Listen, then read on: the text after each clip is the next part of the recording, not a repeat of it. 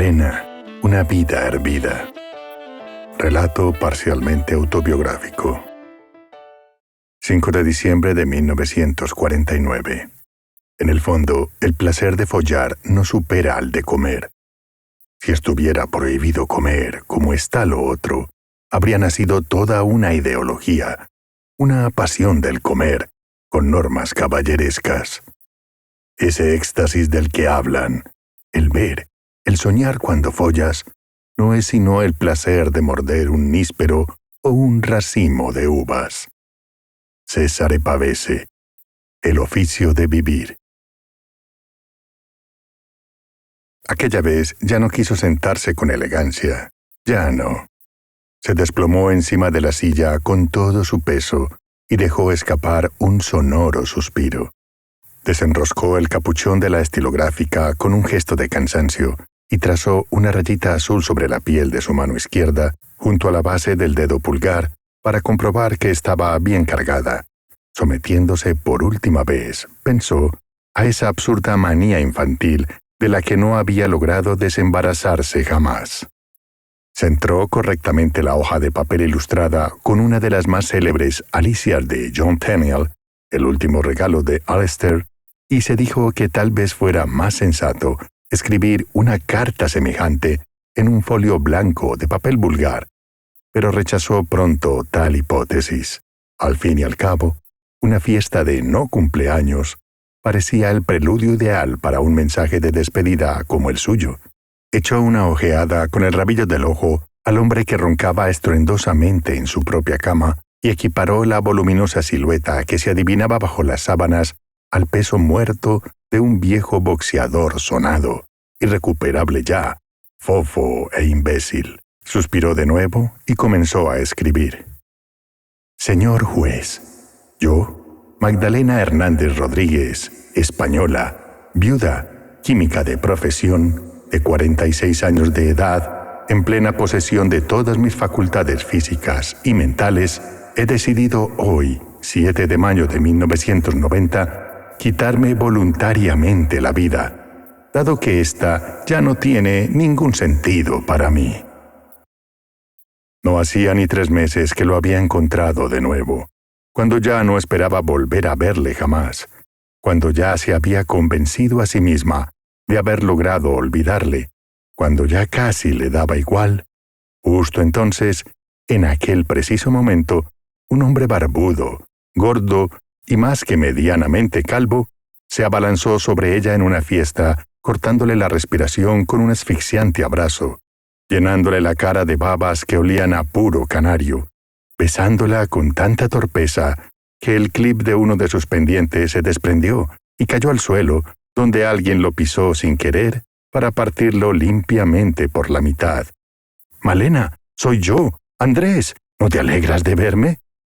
Ella creyó que el suelo se abría bajo sus pies, mientras en su interior una vocecita cada vez más débil luchaba con denuedo, sin provecho, por alentar la última esperanza, un aliento de amargura susurrando que no podía ser, que tenía que ser un error.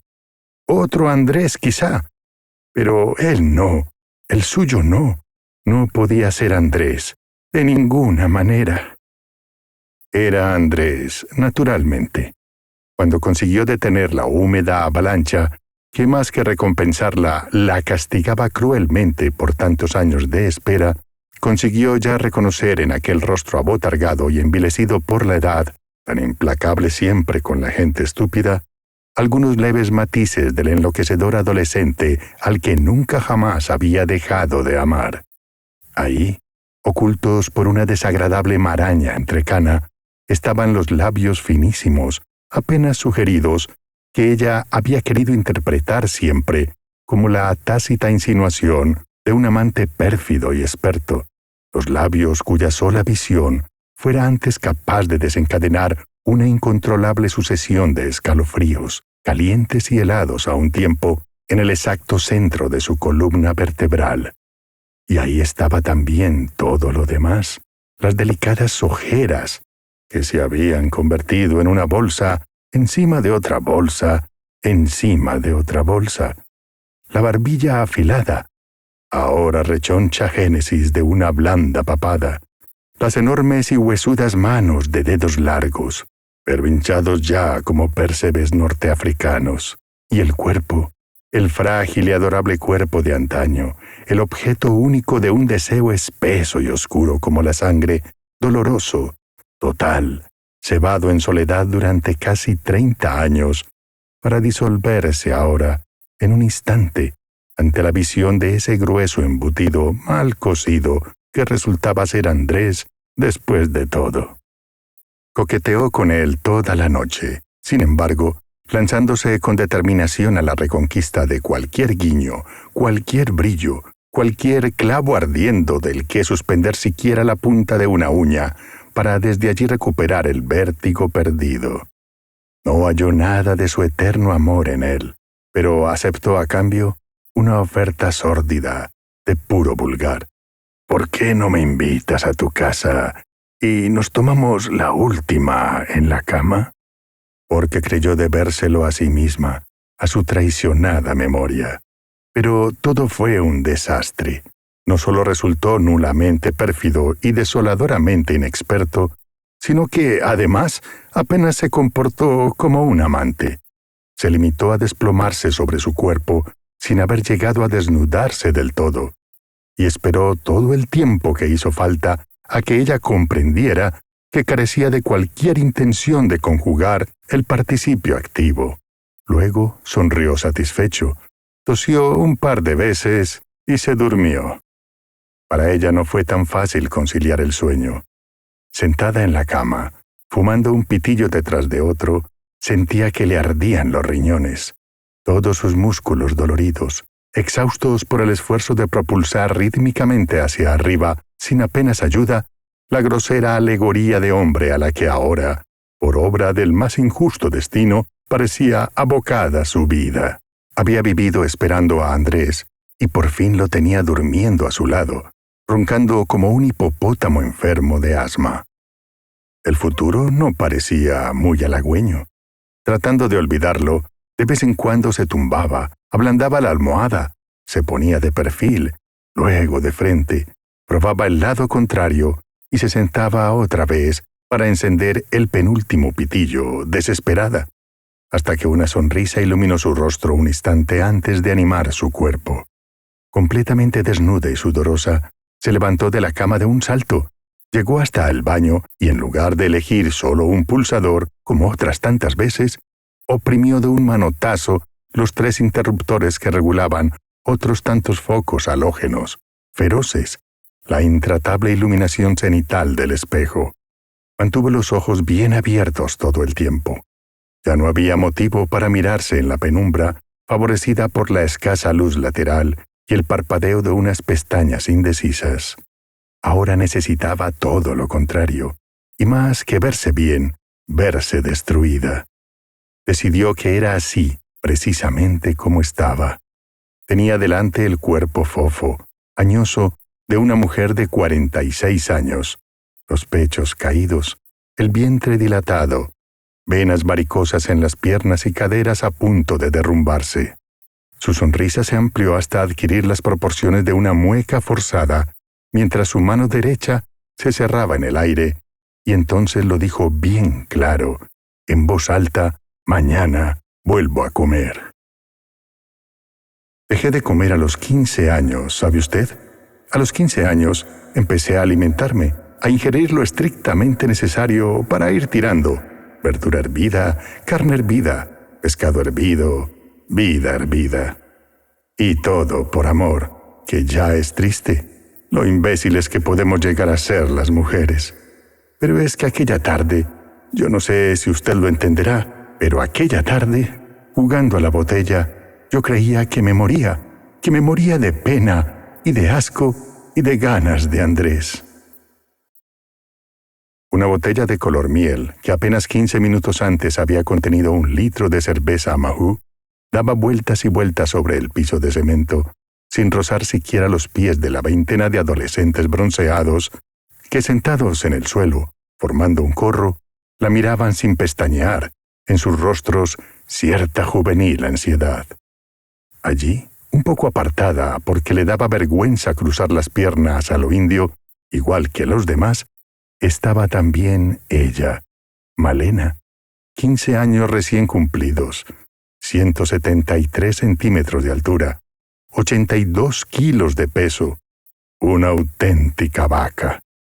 Llevaba un traje suelto de algodón amarillo con un bordado diminuto en el delantero y un canesú muy marcado, que sus amigas encontraban gracioso porque parecía un modelo premamá.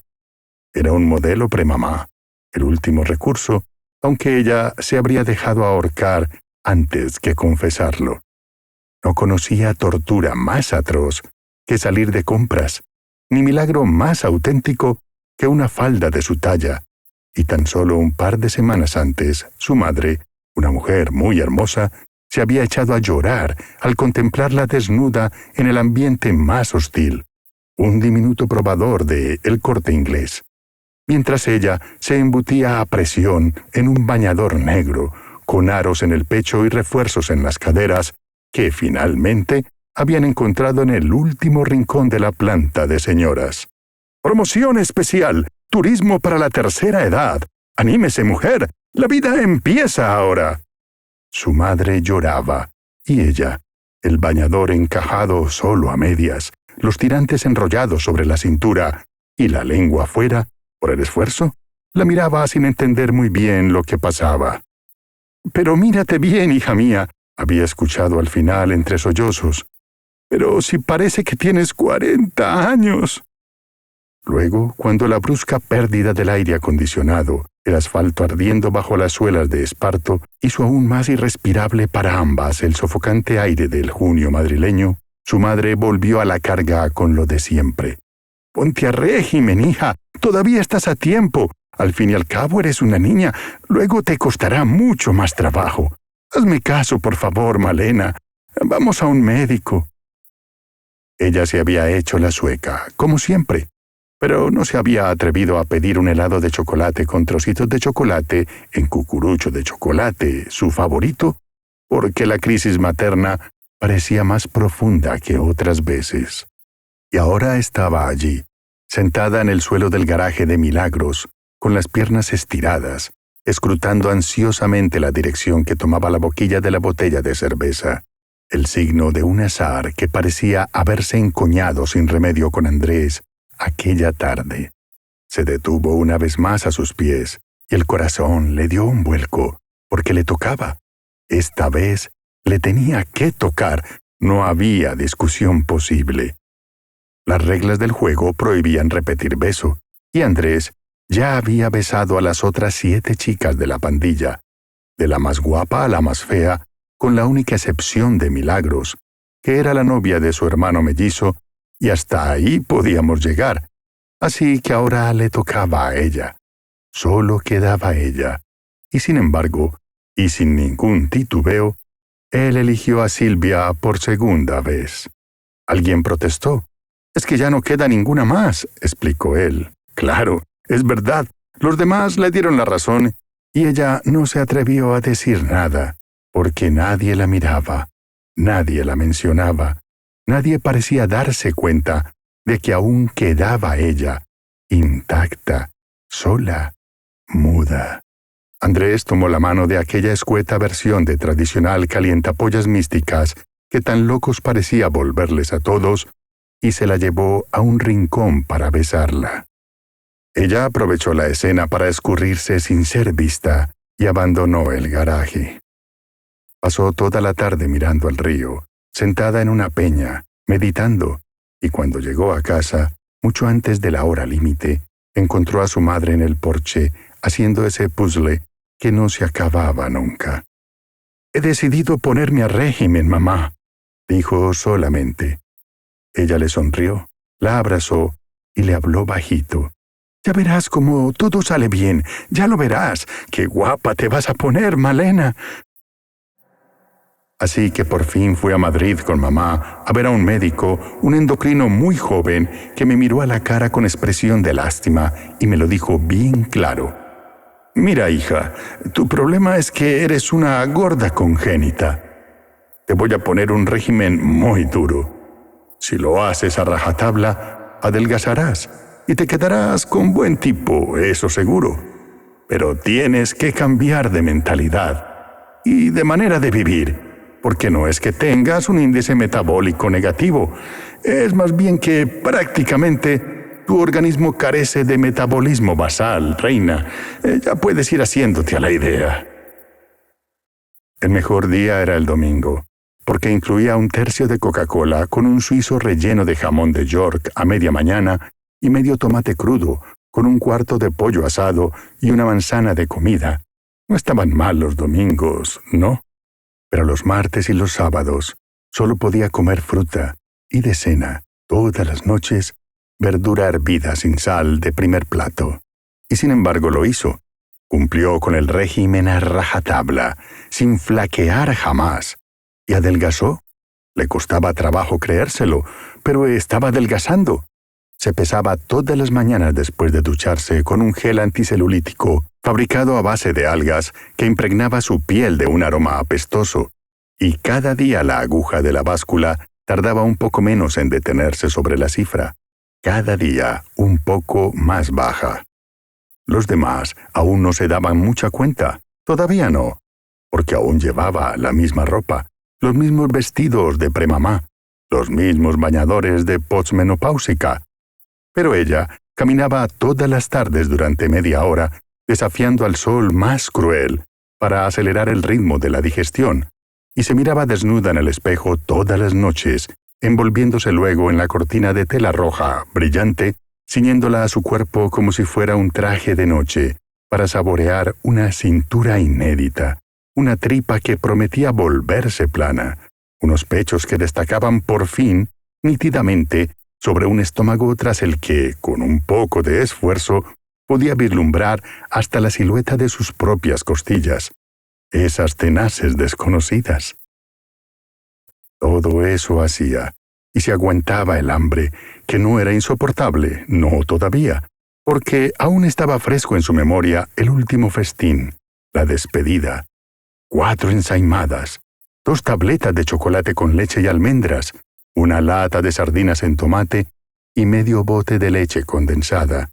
La descabellada merienda que se había zampado en 26 minutos exactos, justo la tarde previa al comienzo del régimen, después de que Andrés, tras recibir la noticia de su heroica decisión, le pagara con una novedad aún más sorprendente. «El lunes me voy a la mili, ¿sabes? A Ceuta, voluntario». Al principio pensé que así sería mejor, porque cuando él volviera de la mili, yo ya estaría imponente, espléndida, hecha una sílfide, vamos, porque ¿quién habría podido suponer que él fuera a dedicarse a hacer el imbécil de esa manera? Y fue entonces, mientras Andrés estaba en el hospital, cuando empecé a pasar hambre, un hambre horrorosa, tremenda, mortal. Aquello era el infierno, señor juez. El infierno, una tortura que nadie puede imaginar siquiera. Bueno, la verdad es que sílfide, lo que se dice sílfide, no estuvo nunca. Delgada sí, pero siempre dentro de los límites tipológicos de la jamona nacional, estampa mediterránea, como un viejo anuncio de aceite de oliva.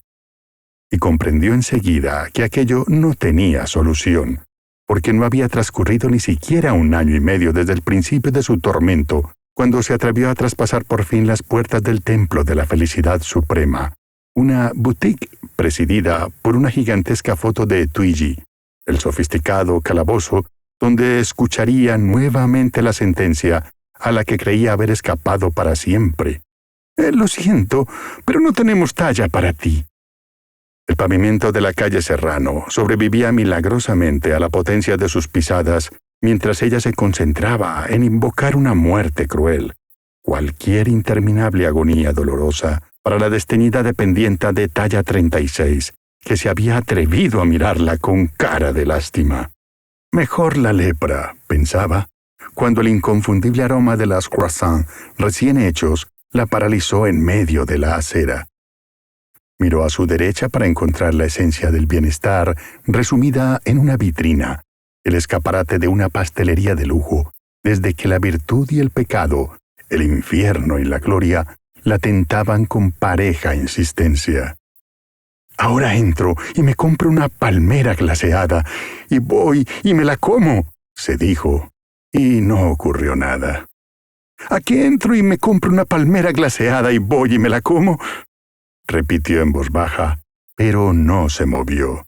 Se quedó parada en la acera, apurando el aroma de la mantequilla sobre el hojaldre recién tostado, hasta que el hechizo se desvaneció por completo.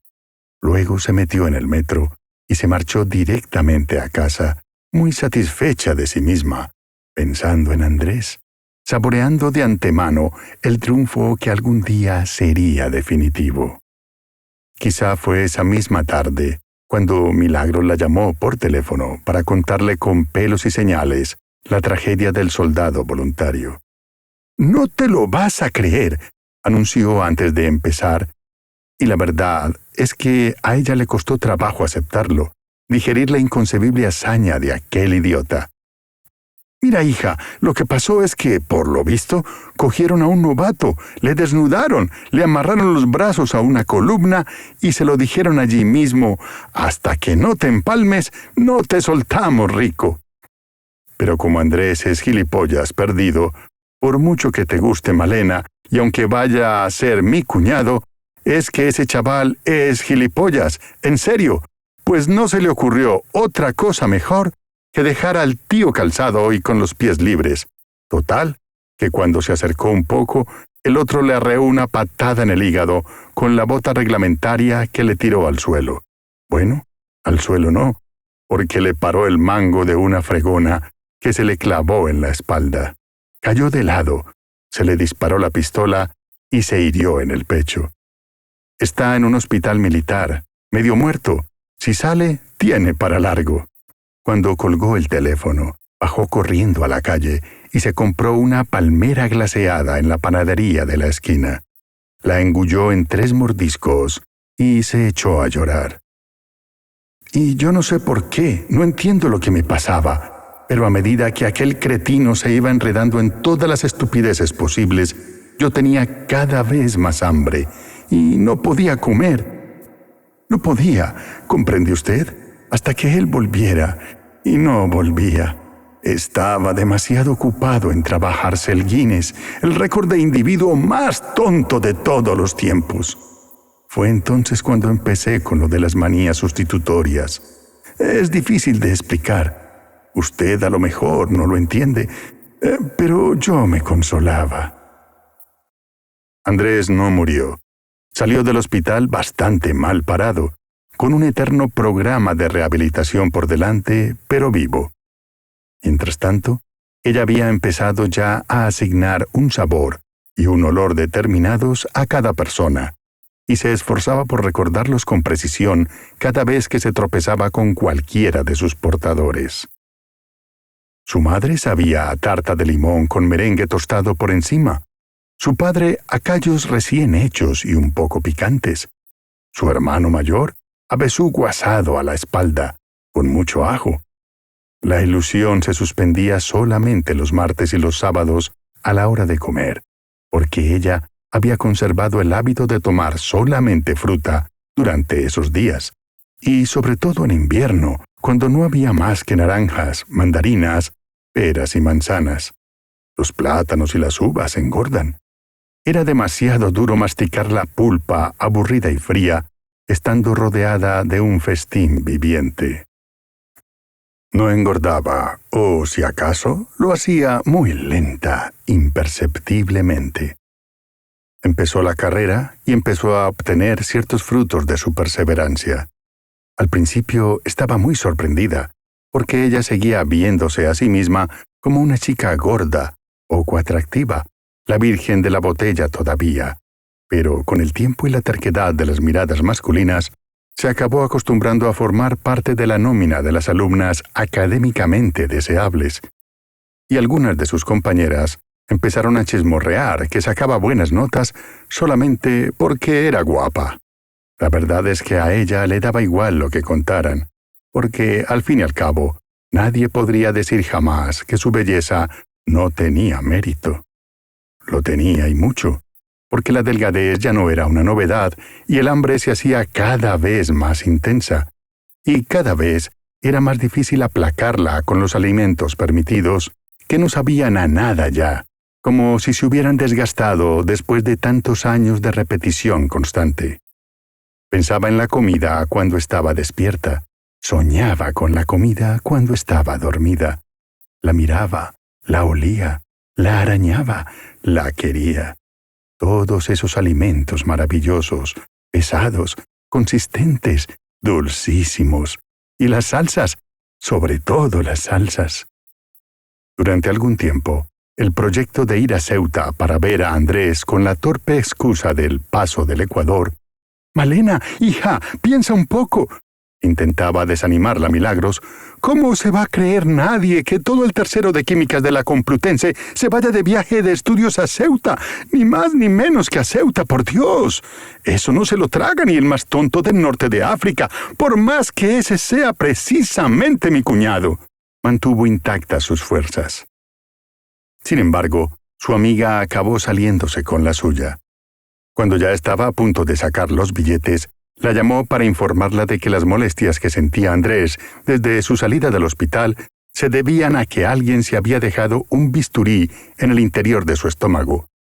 De modo que él ingresó de nuevo y ella se volcó en el estudio con la esperanza de reencontrarle por fin al terminar la carrera. La herida de Andrés se infectó contra todo pronóstico, forzando una nueva hospitalización, la tercera.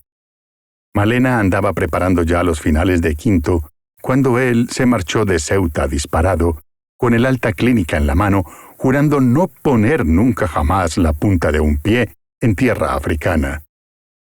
Pero no volvió. Tampoco entonces volvió. Su padre, que era notario, le pagó un viaje al Caribe. Necesitaba unas vacaciones. Ella también, así que se fue a Roma con el resto de su promoción a festejar su flamante licenciatura.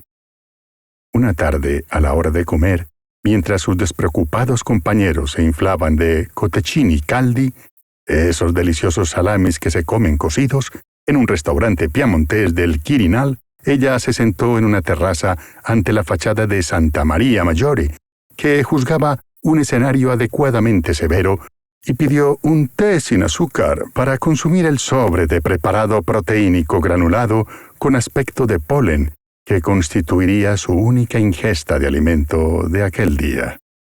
Entonces se le acercó un hombre moreno de unos 25 años, con los labios tan finos, la nariz tan grande, las manos tan huesudas, que ella le adjudicó sin dudar un sabor estrella, magritte de pato con salsa agridulce de ciruelas como mínimo. Parecía romano, pero era escocés. Se llamaba Alistair. «A mí tampoco me gusta la comida italiana», le confesó con un guiño. «Donde esté un buen pastel de cordero hervido con salsa de menta». «Pero me casé con él. Ya ve usted qué tontería». «Claro, como Andrés no tuvo mejor idea que largarse a Cuba para seguir haciendo el canelo en el Nuevo Mundo, pues yo fui y me casé con Alistair. Total, me dije, teniendo en cuenta la asquerosa que es la comida que le gusta, no voy a tener muchos problemas». No contaba yo con el cordero asado, ni con las carnes rojas, ni con esa birria de acento que tenía el pobre, que me llamaba Madelena, como a los bollos, que a veces llegué a pensar que lo hacía solo para mortificarme. Porque hay que ver, ponerme a mí un nombre comestible, ¿a quién se le ocurre? Y pese a todo, a la vuelta de Roma, empezó una buena época para Malena. Encontró trabajo en el laboratorio de una multinacional de comidas preparadas y emprendió una ardiente correspondencia con su novio, que desde allí, en Aberdeen, parecía confirmar su exquisito sabor. Pero la clave de su serenidad residía en un hallazgo muy distinto, porque fue entonces, después de tantas aproximaciones frustradas, tentativas erróneas y descorazonadores fracasos, cuando Malena encontró por fin lo que andaba buscando, todo un recurso para sobrevivir. Una tarde, cuando sacaba de la nevera un bote de leche condensada con expresión compungida y la intención de preparar la merienda de su padre, uno de sus hermanos pequeños tropezó con ella y estuvo a punto de tirarla al suelo. Al intentar recuperar el equilibrio, Malena metió sin querer un dedo hasta el nudillo en la dulce crema blanca, fría y suave, espesa, y experimentó una sensación deliciosa. El sabor de la leche condensada, la última dosis devorada a hurtadillas y sin remordimientos, conquistó en un instante su memoria, inundando su boca de placer. Desconcertada, se llevó el bote a su cuarto y probó con toda la mano. La introdujo entre las paredes de lata hasta la muñeca, y luego la extrajo lentamente para ver cómo las gotas se desprendían de la punta de sus dedos y se zambullían en el interior con un sordo gorgoteo. Repitió esta última acción varias veces, y después, tomando precauciones para no mancharse, levantó la mano empapada y se embadurnó completamente la cara. Permaneció así mucho tiempo, respirando, sintiendo, disfrutando del placer prohibido hasta que la piel le empezó a tirar, como cuando llevaba puesta una mascarilla. Se lavó a conciencia con agua fría y sonrió. Aquella noche no cenó, no tenía hambre. A cambio, se regaló un gin tonic y medio. Desde entonces, Malena se esforzó por reemplazar el sentido del gusto con los otros 4 sentidos corporales. Primero fue el tacto, la asociación más inmediata, un proceso que se articuló en diversas etapas, de los festines más simples, hundir las manos en una cacerola llena de ensaladilla rusa, hasta los más barrocos. Sumergirse completamente desnuda en una bañera alfombrada de espaguetis tibios con mucha mantequilla. Después, cuando Alistair se instaló en Madrid y empezó a comportarse de aquella manera tan desconsiderada, insistiendo siempre en ir a cenar al mismo restaurante, donde él solito devoraba la mitad del más deseable de los corderos recién asados, compartiendo además con ella, sin su permiso, la sempiterna ensalada verde que solía pedir como plato único, la experimentación del tacto ya no fue bastante, sobre todo cuando se enteró de que Andrés acababa de ser juzgado en La Habana por un tribunal revolucionario que le había impuesto una módica condena de 10 años y 8 meses de cárcel por complicidad en la fuga de ciudadanos cubanos con destino a Miami. Fue Milagros quien se lo contó por teléfono. Pues nada, hija, que por lo visto a Andrés se le cruzó una mulata que lo dejó como tonto. Bueno, como tonto no, quiero decir, más tonto. Y él venga a darle el coñazo, que si no sabes cómo te deseo, que si acuéstate conmigo y te sacaré de aquí, que si esto, que si lo otro, que si lo de más allá, y ella nada. Claro, ella, a la vista del percal, se limitó a esperar una oportunidad y una tarde le dijo: «Mira, galleguito, tú te vas esta noche a la playa Tale a tantos kilómetros y en tal sitio te encontrarás con un montón de gente junto a una barca. Tú solo tienes que acercarte, decir que vas de mi parte y cobrarle la misma cantidad de dinero a todos ellos. Cuando lo tengas, ven a buscarme. Te estaré esperando detrás de las dunas, desnuda y ardiendo de pasión. Total, que lo demás te lo puedes imaginar. Lo que salió de detrás de las dunas fue la policía de fronteras, y el final ya te lo sabes, 10 años a la sombra. Nada. Un poco caro le ha salido el polvo al chico, sobre todo porque no llegó a echarlo, claro está». Esta vez, cuando colgó el teléfono, no lloró. Decidió simplemente casarse con Alistair. Luego fue a la nevera y sacó un paquete alargado, envuelto en papel de plata. Se encerró con él en el cuarto de baño y se cubrió la cabeza con un gorro de plástico. Después, sola ante el espejo, abrió por fin su botín para enfrentarse a 2 grandes morcillas de cebolla.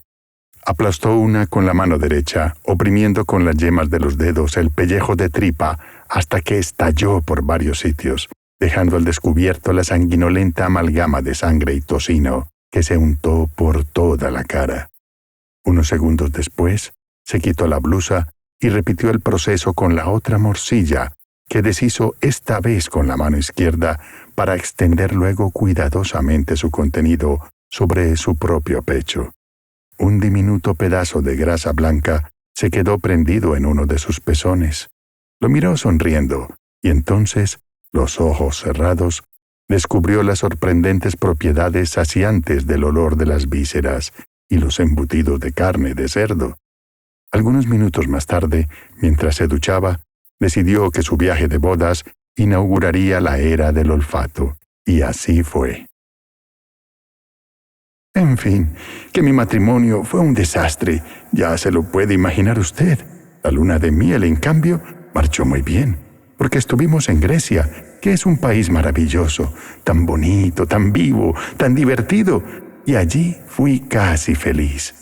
Como tienen la costumbre de especiar mucho la comida, mi nariz ya estaba ahita cuando me sentaba a comer unas hojas de parra hervidas con un poco de vino blanco, que tampoco estaba mal, la verdad, sobre todo por la novedad, como nunca las había comido antes. Y Alistair se tuvo que aguantar con la carne picada. ¡Ja! Eso fue lo mejor, que no hay bueyes en Grecia. ¡Anda, que no me reí yo! Y claro, como estaba muerto de hambre, pues le daba por las siestas pasionales. Y todavía sabía a Magritte de pato. Todavía me gustaba, ¿sabe? Pero luego volvimos aquí y descubrió las faves con almejas, y todo fue de mal en peor, hasta que empezó a saber a porridge de la semana anterior y luego tuvo aquel ataque de ácido úrico y se hizo vegetariano. Fue a raíz de la enfermedad de Alistair aquella terrible crisis que ella no podría olvidar jamás. Su marido lívido, tieso, inmóvil, los ojos fuera de las órbitas, las manos destilando sudor, las venas a punto de explotar, cuando la gula de Malena conquistó el sentido del oído. Todo empezó aquella noche. Una cazuela de faves con almejas y 2 kilos de solomillo de buey al carbón, y una ambulancia, y la incredulidad del médico de guardia al revisar las cifras de los análisis de urgencia, que ordenó repetir una vez y otra antes de convencerse del todo, y el tratamiento posterior. 1000 calorías diarias, un filetito de ternera blanca a la plancha cada 15 días, y gracias. Al principio ella se puso muy contenta. Quiso creer que el régimen de Alistair salvaría su matrimonio, pero se equivocaba de medio a medio, porque, y solo entonces lo comprendió por fin, su marido nunca había estado enamorado de ella. El amor es la única razón que logra hacer soportable una dieta de adelgazamiento. Malena lo sabía muy bien, y Alistair no la amaba. Por eso se volvió triste, gris, callado y taciturno, y finalmente, incapaz de soportar las medias tintas, se hizo vegetariano, adoptando el régimen que le conduciría, lenta, mas inexorablemente, a la más irrevocable impotencia.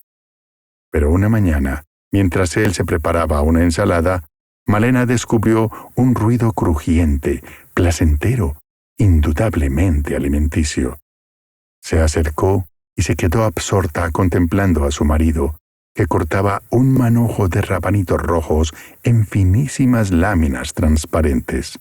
Aquella tarde, cuando se quedó sola en casa, siguió el plan previamente trazado y cocinó una gran cazuela de hígado encebollado, muy especiado, para hundir después la cara en su interior, aspirando el delicioso olor del guiso, con la cabeza cubierta por una toalla, no fuera a desperdiciarse ni una pizca del aroma.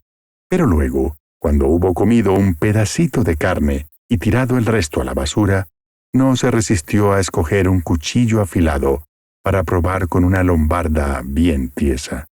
Sus oídos se llenaron entonces de un magnífico sonido capaz de alcanzar su paladar, una sensación que llegó a hacerse familiar, porque en los días sucesivos repitió el experimento con diversos materiales, y apreció sobre todo la sonora muerte de los merengues recién cocidos, los pescados a la sal y el cochinillo asado bajo una gruesa capa de grasa dorada, definitivamente irresistible al quebrarse.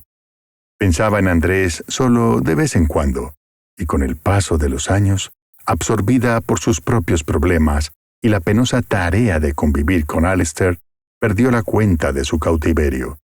Mientras tanto, la crueldad de su cuerpo para con su apetito aumentaba progresivamente, y cada vez le costaba más trabajo mantener la línea comiendo comida de verdad.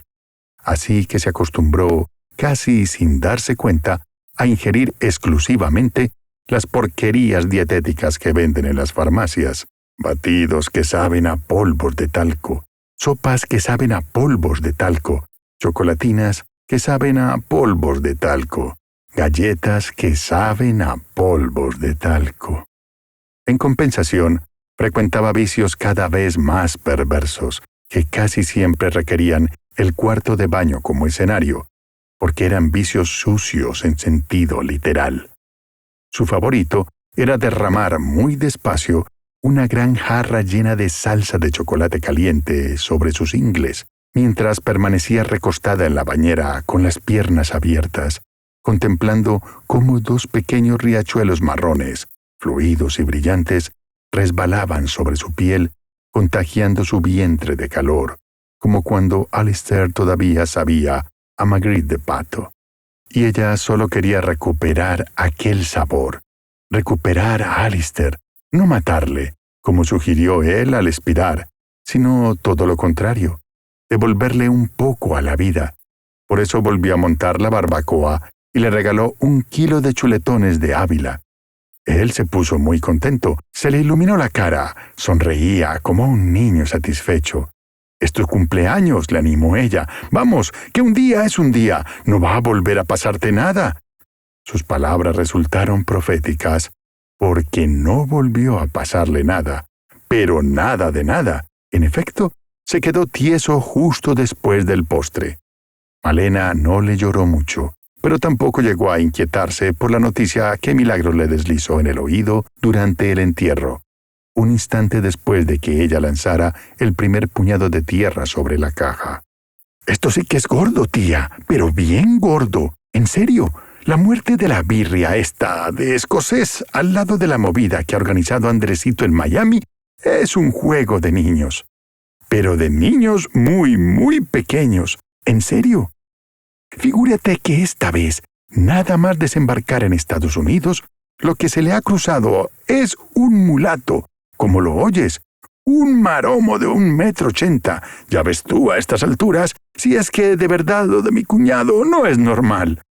Malena, hija, que no, una crisis de orientación sexual que tuvo en la cárcel, por lo visto la criatura, con 38 años, y tiene dudas. Si será gilipollas. Lo que yo te diga. Total, que lo mismo que en La Habana. Que si te deseo, que si te necesito, que si eres el primer hombre de mi vida, que si no me aceptas me mataré. En fin, y el otro, pues nada, lo mismo que la cubana, que hay que ver. Parece mentira que existan racistas en este mundo, existiendo Andrés. Toma este paquetito, cariño, le dijo. Métetelo en el bolsillo y llévalo esta noche a tal esquina de tal avenida con tal avenida, donde te estará esperando un señor pelirrojo que te soltará un montón de pasta en cuanto que se lo entregues. Cuando tengas las pelas, ven a buscarme, que estaré en casa esperándote y haciendo pesas solo para ti. ¿Te imaginas lo que pasó, verdad? La policía, Brigada Especial de Narcóticos. Y nada, medio kilo de heroína llevaba en el paquetito el amor de tu vida. Una tontería. Le han caído otros 10 años de trabajos forzados en un penal de Wisconsin, para ir viendo la hora. Así que me quedé viuda con 35 años y un tipazo, eso sí, pero ya me contará para qué me ha servido todo esto. Porque no dejé nunca de esperar a Andrés, ni cuando me enteré de lo del mulato aquel. Perry se llamaba, ya ve usted qué horterada de nombre. Ni nunca. Es que sencillamente no pude, no conseguí enamorarme de otro, ni siquiera después de encontrarme con el chico del supermercado. Vicente, que la había conocido siendo todavía un niño, cuando acompañaba a su madre en la caja los fines de semana, la miraba con la misma expresión que habría adoptado si ella se le hubiera aparecido como la Virgen María levitando sobre una nube. Malena repitió su oferta. ¿Seguro que no te apetece ganarte 5,000 pesetas? Él movió entonces la cabeza afirmativamente, de arriba a abajo, en un gesto automático, como si alguien hubiera pulsado un resorte al margen de su voluntad. Entonces, siéntate y come, sentenció ella, ocupando una de las cabeceras de la mesa engalanada, repleta de fuentes de comida recién hecha. El muchacho, 17 años, flaco, guapo de cara, previsible sabor a cacahuates pelados y tostados con menos sal de la debida, la miró con cara de miedo antes de sentarse y empezar a comer. ¿Tengo que acabármelo todo?, preguntó a la media hora, tras haber engullido una ensalada mixta, un cocido completo, medio pollo asado y 2 torrijas. Ella, que masticaba lentamente una rebanada de pan integral tostado, le sonrió abiertamente y negó con la cabeza. Estaba ahita. Verle comer, estar simplemente ahí, mirándole, la había saciado más profundamente de lo que esperaba. Se acercó a él y le alargó el billete. «Muchas gracias», dijo. «Verte comer me ha hecho mucho bien». «¿No tengo que hacer nada más?», preguntó él, incrédulo. «No, nada más. Si quieres podemos repetir el viernes». Volvió el viernes, y el lunes, y el miércoles, y Malena se acostumbró a comer por su boca 3 días a la semana, a alimentarse a través de él, y a divertirse haciéndolo, tanto que llegó un momento en que suprimió sus propias comidas, diversas variedades sólidas, líquidas y gaseosas de polvos de talco comestibles, y se limitó a quedarse inmóvil, mirándole solamente, la barbilla apoyada sobre los puños, los codos hincados en la mesa, los labios entreabiertos en una honesta sonrisa de satisfacción. Vicente se sorprendió mucho por ese cambio de actitud. Ella se dio cuenta de que la miraba raro otra vez, e intuyó su miedo. «¿Qué te pasa?», le preguntó un día cuando la tensión se estiraba en el aire, y él contestó con un gesto «nada», pero ella insistió y obtuvo la verdad. «No se ofenda, por favor», así empezó. «Prométame que no se va a ofender, es lo primero, porque por nada del mundo querría yo que se enfadara conmigo». «Es que», murmuró por fin, titubeando, «yo creía que usted se masturbaba mientras me veía comer, ¿sabe? Ya sé que suena rarísimo, pero hay gente tan rara por ahí, y a mí esas cosas me dan igual, se lo juro. Yo creo que cada uno es libre de hacer lo que quiera. Total, que ya me había hecho a la idea, y ahora, como la veo todo el tiempo con las manos encima de la mesa, pues no sé, es que ahora ya sí que no la entiendo». «No importa», le contestó Malena con dulzura. «Yo te pago para que comas delante de mí, no para que me comprendas. Total, que aquí estoy con 46 años, el hombre más tonto del mundo en la cama, y un papelito blanco que me ha dado el médico esta misma tarde, y en el que dice, poco más o menos, que me cambió el metabolismo hace un montón de años, y por eso, aunque llevo 3 meses comiendo como una cerda, no he engordado más que 3 kilos. ¿Qué le parece? Bonito, ¿no? Toda la vida sufriendo para esto. Por eso yo me mato, señor juez. Ya esta misma noche me mato. Yo ya no aguanto más. Por mis muertos se lo juro que me mato». En ese momento, Andrés se despertó y se quedó mirándola. «¡Qué buena siesta! ¿Sabes, gordita?», exclamó como todo saludo. Luego eructó un par de veces y le preguntó cómo le había ido en la clínica. Malena contestó vagamente que bien. No tenía ganas de darle explicaciones a ese memo, porque lo del médico había sido sencillamente horrible. Y eso que en realidad ella se esperaba algo peor, alguna enfermedad mortal, un cáncer, cualquier cosa, porque no se lo explicaba, no alcanzaba a comprender qué había pasado en los últimos tiempos. Desde su reencuentro con Andrés, comía de todo, o mejor dicho, de todo no, solo alimentos hipercalóricos en enormes cantidades. Pero no había engordado apenas 2 kilos y 960 gramos, y cabía en la misma ropa. Todo seguía igual. Era increíble. Y entonces el médico le había salido con aquello del cambio metabólico, y ella se había echado a llorar como una cría, porque ahora ni vengarse de Andrés ni de ella misma podía.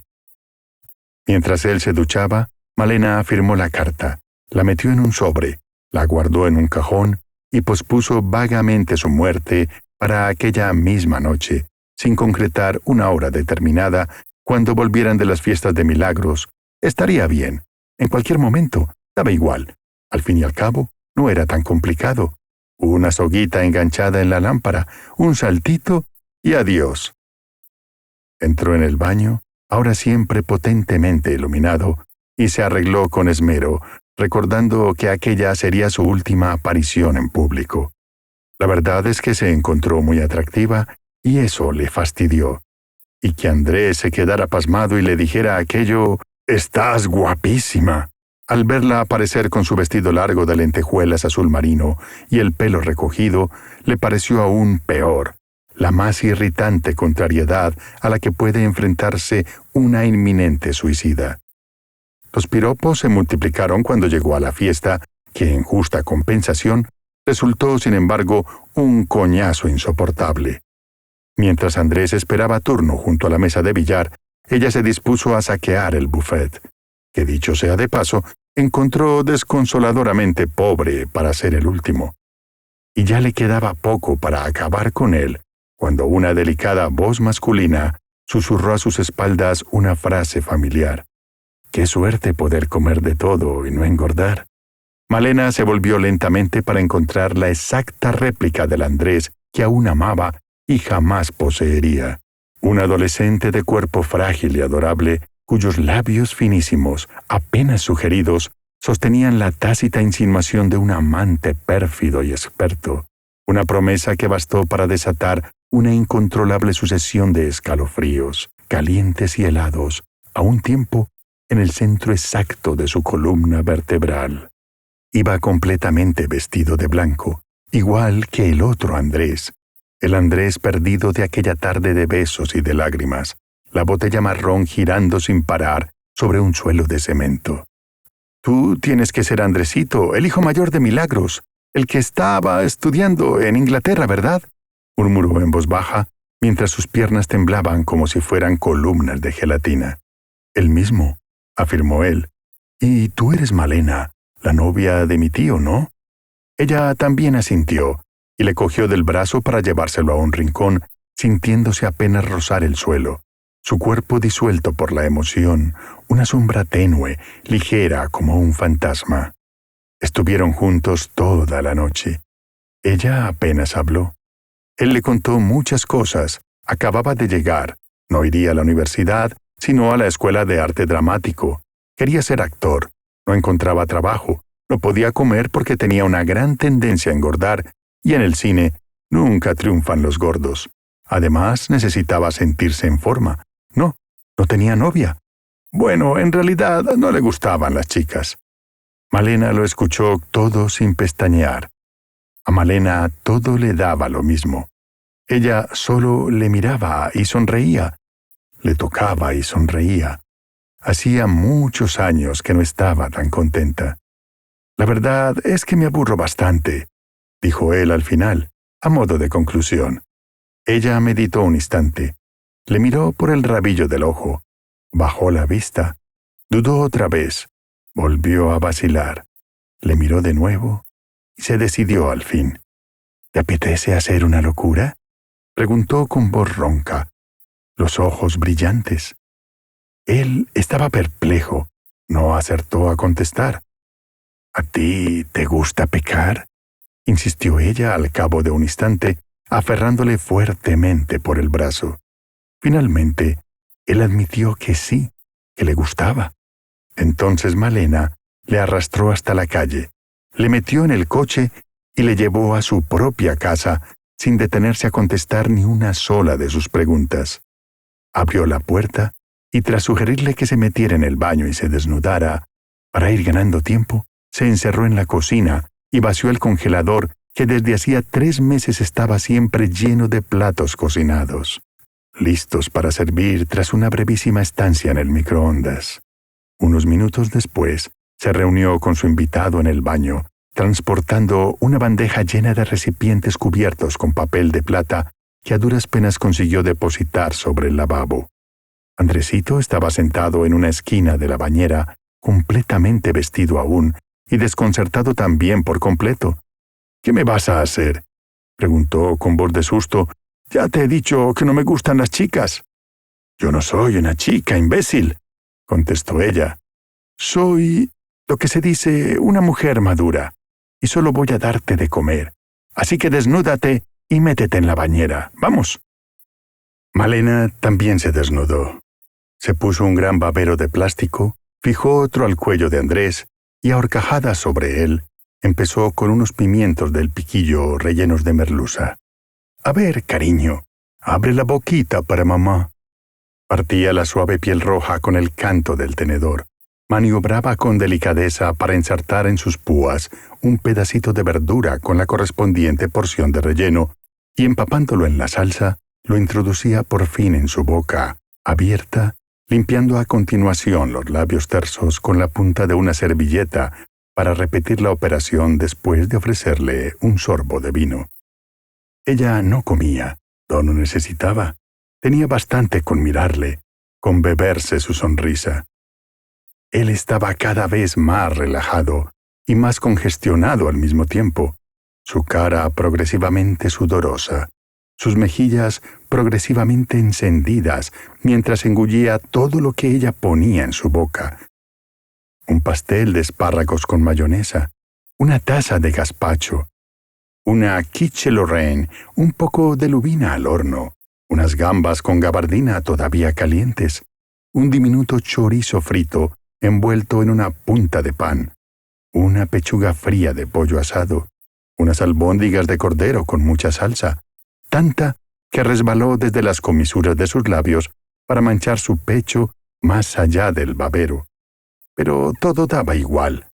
Él comía, era feliz, y ella recobró en un instante la lucidez y decidió que no se mataría nunca, que no se suicidaría jamás, que lo primero que iba a hacer era abandonar sin dolor a Andrés, y que después apuraría la vida hasta el final mientras siguiera teniendo dientes, y absorta en sus pensamientos, permitió que una cuchara llena de salsa, destinada a acompañar a un trocito de venado dentro de la boca de su huésped, cayera sobre el cuerpo de éste, que ya apenas la miraba porque no podía mirarla. Los párpados entornados, los labios hinchados, la piel de las mejillas lívida, casi transparente, agotada por el esfuerzo, y le pidió perdón por su torpeza. Pero él no contestó. Y fue entonces, mientras giraba el torso hacia afuera para intentar rellenar la cuchara con una nueva dosis de salsa de grosellas, cuando su vientre se llenó de calor, y ella miró la bandeja con ojos de estupor purísimo, porque la salsa de chocolate estaba allí, intacta. No habían llegado a los postres todavía, pero su cuerpo ardía de placer y ardía por dentro, y en aquel instante comprendió. Miró a Andresito, que basculaba imperceptiblemente, muerto de cansancio, la piel de su estómago tirante, la mandíbula desencajada, la barriga a punto de reventar, las piernas flojas, moviéndose sin embargo hacia ella, dentro de ella, y solo entonces, cuando aún podía pensar, se preguntó a qué sabría su inesperado amante, qué delicioso sabor tendría. Y mientras se decidía a tomar la iniciativa, cabalgándole apaciblemente, con la delicadeza precisa para no poner en peligro su vida, se inclinó sobre su rostro y le besó, y a pesar de que el festín verdadero no había hecho nada más que comenzar, fue incapaz de hallar dentro de su boca un sabor distinto al de la saliva.